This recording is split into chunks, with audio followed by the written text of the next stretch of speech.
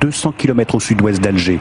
L'ex-El Asnam avait subi un tremblement de terre il y a 31 ans qui détruit 80% de la commune, 5000 morts et le début de la crise du logement dans la région. Schleuf, c'est là où habite la famille Goussam.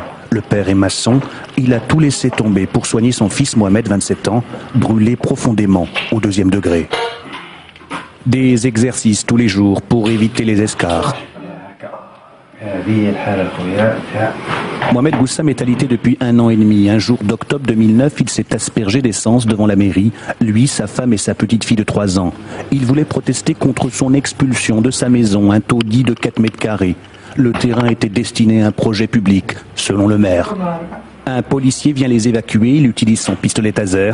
L'étincelle met le feu aux vêtements de Mohamed, le brûlant lui, son épouse et sa petite fille. La gamine décédera après 3 mois d'hospitalisation.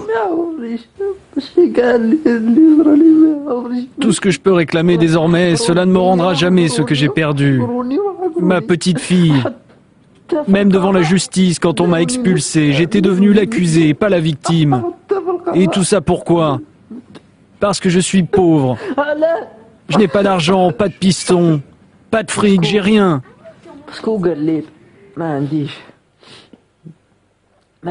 Quand je me suis présenté devant le maire aspergé d'essence après mon expulsion, c'était pour qu'il se rende compte de l'injustice, de ce que je subissais, de ce qu'il avait fait. C'est pour cette raison que je me suis aspergé d'essence. Malgré le drame, Nawel, son épouse, est restée auprès de lui. Elle en veut surtout au maire qui avait promis de les aider. Le problème, c'est que personne n'est venu, personne pour se soucier de ce qu'il arrivait à mon mari.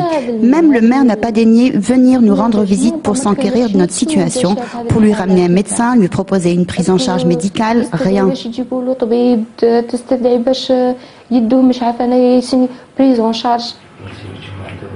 Une immolation pour se faire entendre des autorités.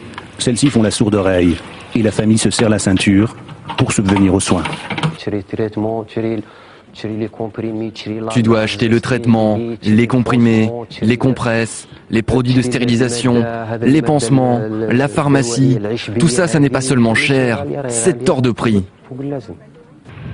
L'immolation, un phénomène apparu en Algérie en 2004 et qui connaît une recrudescence. Ces 2 derniers mois, on comptabilise une 30aine de cas, dont 5 décès par le feu.